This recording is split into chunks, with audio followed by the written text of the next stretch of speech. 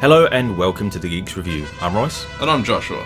3 million years in deep space, the final frontier. All these various spiels which open these classic sci-fi shows we're going to be talking about today. Thanks to space travel becoming more normal, more mundane, it can only lead to the scenarios that we see in the two shows we're going to be talking about. Star Trek Lower Decks and Red Dwarf. Yeah, it's been a long time coming with these. Yeah. Red Dwarf is one of my favourite, sitcoms, perhaps of all time. I wouldn't call it a sitcom. Yeah, it's sort of its own little thing, isn't it? Sort of a sci-fi, Been going for about nearly 20 years now. 30 years. 30 years, there we go. The boys from the Dwarf have been iconic for generations. Yeah. And it holds a special place in our hearts. I remember watching this on the ABC. Oh, yeah, same. But Star Trek Lower Decks, which we're going to talk about first. Yes. What is this series? So, I'm going to make this perfectly clear. I know little to none about Star Trek. I watch this because I find it funny. Lower Decks is a sort of a in-between series. You can't really pick where it is. It follows 4 lowly ensigns of the Lower Decks aboard the USS Cerritos, a California-class cruiser, and its mundane journey across the galaxy. This isn't a maiden voyage. This isn't a first contact ship. At best, they're second contact. Yeah. Here's a list of numbers to pick from so you can call the Federation type of deal. Yeah, I mean, the usual Star Trek series deals with them making first contact with, all these different alien species, races, societies. And this is just a comedy focused around the lower... The lower crew. Well, yeah. This series follows a main 4 cast as our protagonists, and everyone else is just there, so supporting, even the bridge crew. We follow I'm going to actually say hijinkses of Ensigns Erna Beckett, Boimler Brad, Tendi Devona, and Samiford Rutherford. Bugger it, Rutherford. 3 humans, 1 technically a cyborg, and an Orion science officer. Ah, yes, the green-skinned people. The green-skinned people. And we sort of follow their antics, if you will, as the Cerritos continues its journey. The characters themselves can be easily swapped out. Their stories are a bit, personalities are a bit, but the voice actors do the best to bring them to life. Yeah, I only watched a few minutes of this. I, given the homework and didn't do it. But yeah, there's a lot of life and personality to those voices from the get-go. There's jokes, there's many layers of jokes, I think, even in those first few minutes where you go into this show knowing the premise. It's not about the bridge crew. It's not about all these things you usually associate with Star Trek. It's about the people that, often are the ones that get sucked out of... airlocks, the red shirts, or in this case, since it's... your normal, everyday... Federation people. So you go into that knowing that, okay, it's not about the bridge crew, it's about this, and then there's additional jokes piled upon that. And layers and layers of Easter eggs for the hardcore trekker. Yeah, I mean, I have, again, minimal knowledge. Agreed. It's kind of why we've never spoken about Star Trek on the show before, because I've seen a few episodes of the original series. I've caught the rare episode of Next Generation, but I've never really dedicated myself outside of the more recent movies. I've only seen the movies. And the only TOS era thing I've seen was Wrath of Khan. This show is... The personalities of the characters are quite simple. Beckett is your lazy, high-skilled ensign. She just doesn't want the responsibility.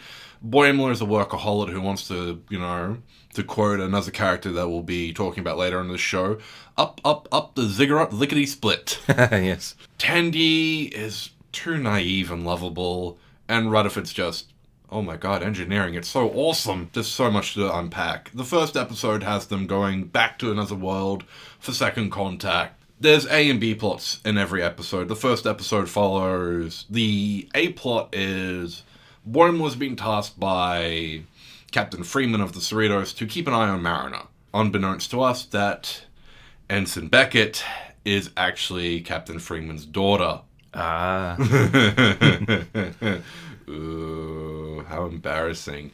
And hijinks ensues there. Meanwhile, one of the bridge officers brings back a mosquito passed on virus that causes a zombification of the crew. Oh, no. And while this is happening, everyone's panicking, and we have Rutherford on a date, trying to set up a third date. Everyone's trying to rip into each other, tear limbs off. It's PG, so we're not getting any of that.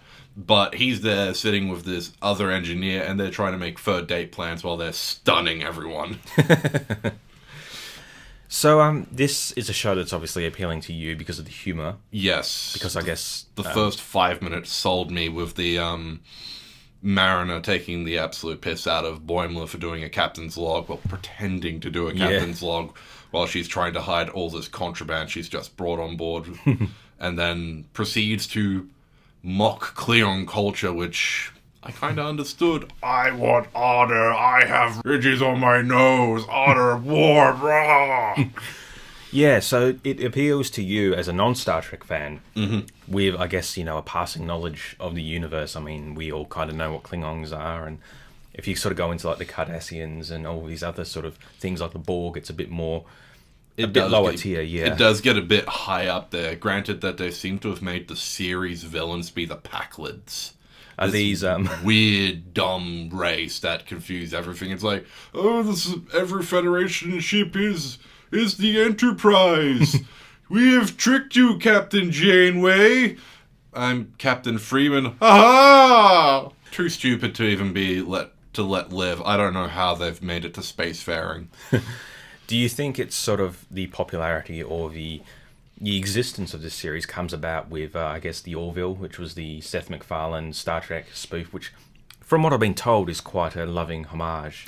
I think this definitely owes a lot to the Orville. I've seen a few episodes of the Orville, and this definitely owes a lot. What about Rick and Morty? Not so much. The art style is almost similar. Yeah. I mean, that itself gets quite complex, I guess, with its humour. It does, but this more relies on people... No, it does actually rely on people to have prior knowledges and stuff, because there are references to the other series. Hell, we even have returning actors. Jonathan Frakes. Jonathan Frakes returning as William Riker, who gets no less than probably 4 episodes, and they even go so far as to animate him doing the Riker maneuver. Yes. That classic step over the chair seating maneuver, yes.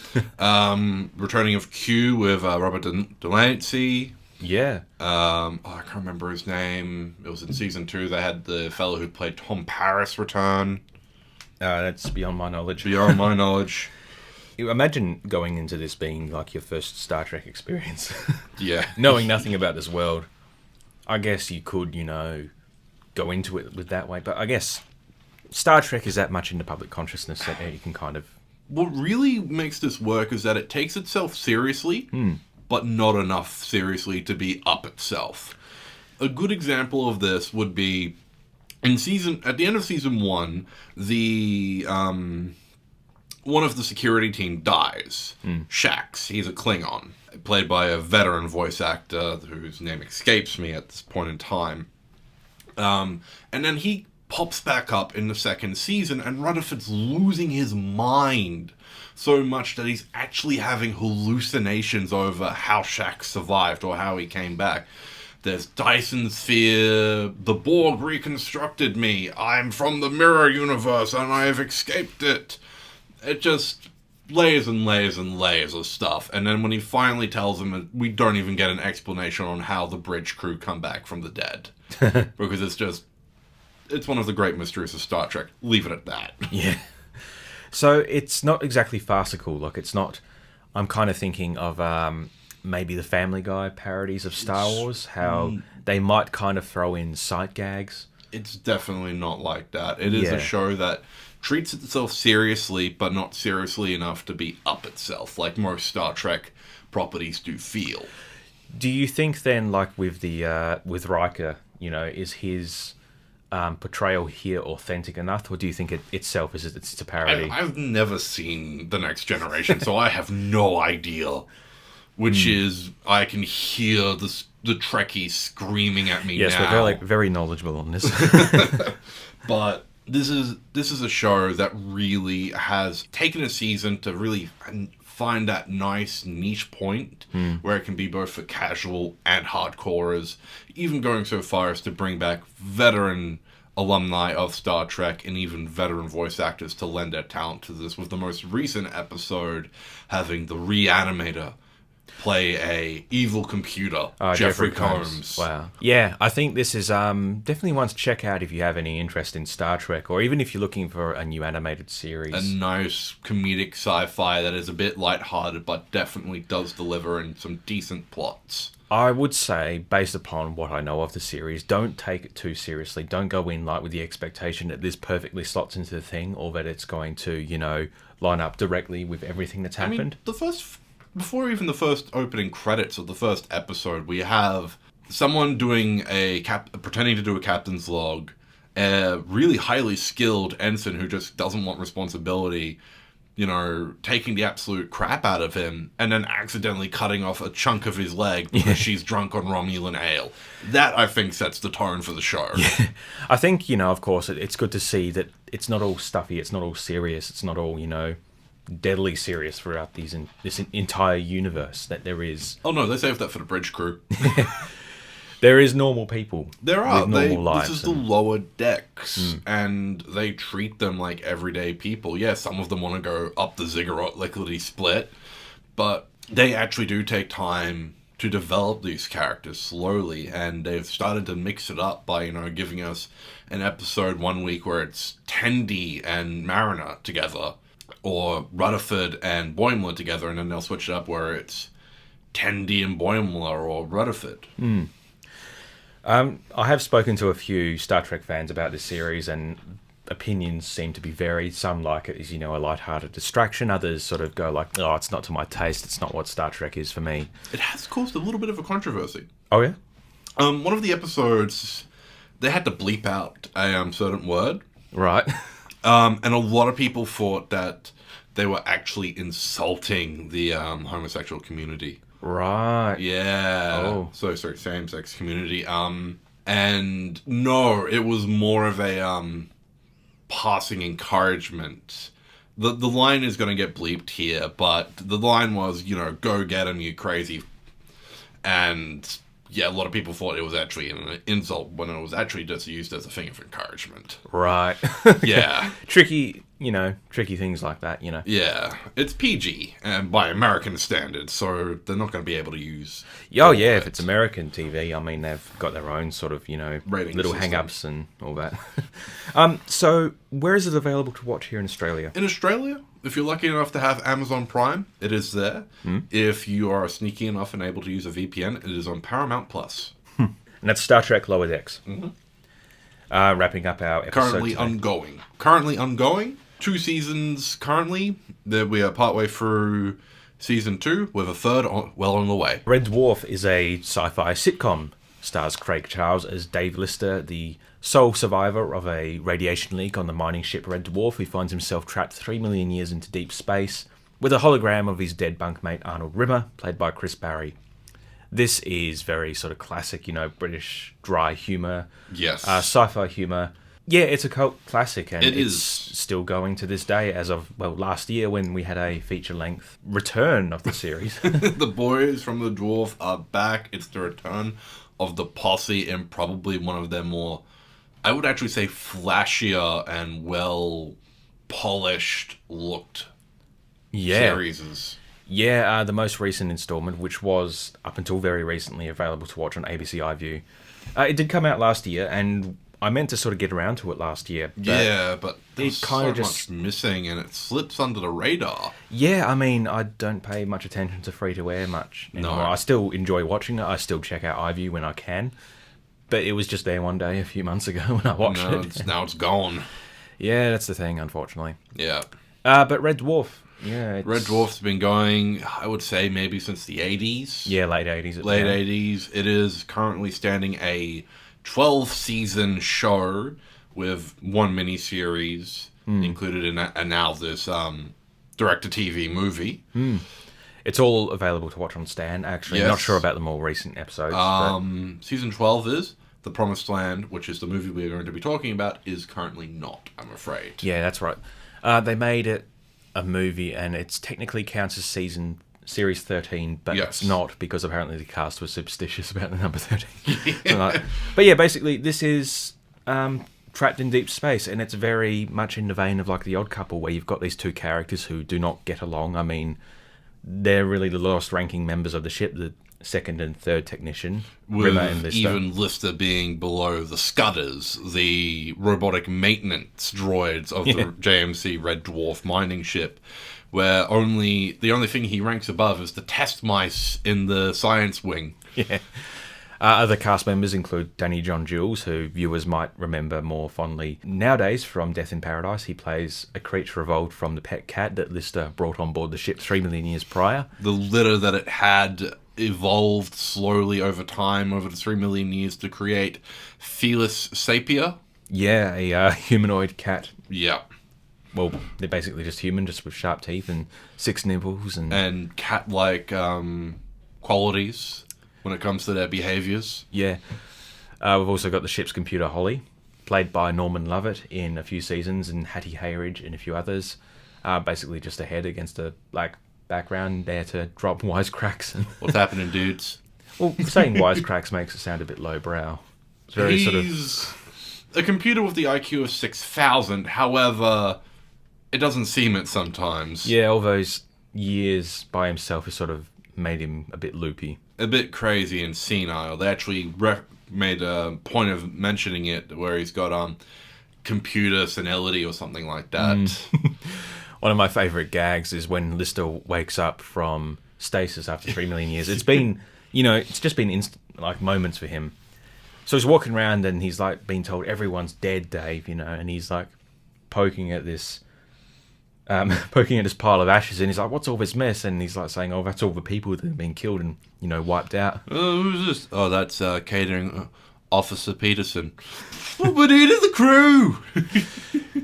So he's talking about, Dave. He's obviously quite depressed. He had a plan. He had a crush on one of the bridge officers, Christine Kachansky. Yes, the navigation officer. Yep. And he's saying like he had a plan. He wanted to move to Fiji and breed horses, and how Fiji, it's under several feet of water because global warming. Volcanic eruption. Oh, volcanic eruption. That's right. Yep. Yeah. So he's saying, like, I wanted to do this with Kachansky, and it would be this. And Holly says, oh, I don't think she'd be much use to you now unless it snowed and you needed something to grit the path. So I do love the best follow-up gag that comes from whether, what are you going to give the sheep? Water wings? Better yet, you can crossbreed them with dolphins and you can have leaping mutton. You're going to be the worst farmer that ever exists. You're just going to pop down to the local shop and you'll sub. Oh yes, morning, Farmer Lister. Just popping down to the local aquarium. Can I get you anything? Yeah, Red Dwarf is just filled with classic one-liners jokes. It takes a lot of the stuff that some shows would take seriously and absolutely just goes bonkers with it. I think it goes serious enough with the scientific principles, sci-fi principles that it does bring up. Like, Season 1, Lister catches the flu, and it's mutated by 3 million years, and his id and his paranoia manifest themselves as physical beings aboard the ship. Yeah, because these hallucinations are becoming... real. Yeah, real. Or something else, where the mechanoid Crichton, played by Robert Llewellyn, who is a later addition to the cast. Yes. Not the first actor to play Crichton either. Yeah, David Ross originally played him, and he returned as Talkie Toaster as recently as, I believe, 5 or 6 years ago. I hate that toaster so much. Still a great little one-off character to pop up every now and then, like Toast. Yes. Pop up. But they come across a genetic mutation machine, which, will take genetic material and mutate it. And they then actually work within the scientific, sci-fi bounds of that, and the principles of DNA and RNA, and allow that to transform Crichton into a human, allowing Robert Llewellyn some time outside of the many layers of that eraser head that he has to wear. Red Dwarf, it is basically just a sitcom. Because it feel like a sitcom. Because it takes the sci-fi seriously enough, you can watch it as a legitimate sci-fi show. But if you try and get, down into the nitty-gritty of like the continuity, especially. Yes. I mean, in the first few seasons, it's like only 177 people on board the ship at the time of the radiation leak, which was then multiplied by 10 in later seasons. Yeah, it just keeps going and going. Lister loses his appendix 3 times in the course of the series, which you can chalk down to like, because he was genetically, tampered with in one episode, it made him return to factory settings, stuff like holoviruses in one of my favorite episodes, Quarantine. Ah, yes, that's that felt very very relevant, that one last year. Hey? It did, and I did go back and rewatch it last year, and it felt warming to my heart to know that, yes, I think I'm doing okay, because I'm currently not wearing a frilly red polka dot dress and marching boots with a penguin puppet, though I do have the penguin puppet. Oh, awesome. That's a good collectible, that one. His eyes cracked, and it actually is a bit hard to sleep, so he's elsewhere now. Oh, dear. Yeah, but I think... Okay. Red Dwarf has really just come and gone over the years. I mean, there's been great gaps between seasons. It's been very hard for them to get a consistent filming schedule, and that's mostly been thanks to Craig Charles. Yes. There's a few dark stories here and there in regards to his backstory, but he's a decent dude. He's actually ill at the moment with COVID, last I heard. Hope he recovers. Get well, please. But yeah, when I started watching in, I guess, the mid-2000s, Red Dwarf had been off the air for about 8 years by that point, and when it came back with the miniseries in 2009, that was kind of crazy, and then it was another 3 years before anything else happened, and then another 4 or 5 years before anything happened there, and it's sort of so inconsistent that every time that a finale ends, you kind of think, is this going to be it? Is there going to be any more? And then sure enough, there is, but I guess, it's kind of... I think probably the best example of this would be with season 9 or 10, back in the Red, where they ended up back on the Red Dwarf, the crew's resurrected, and Rimmer...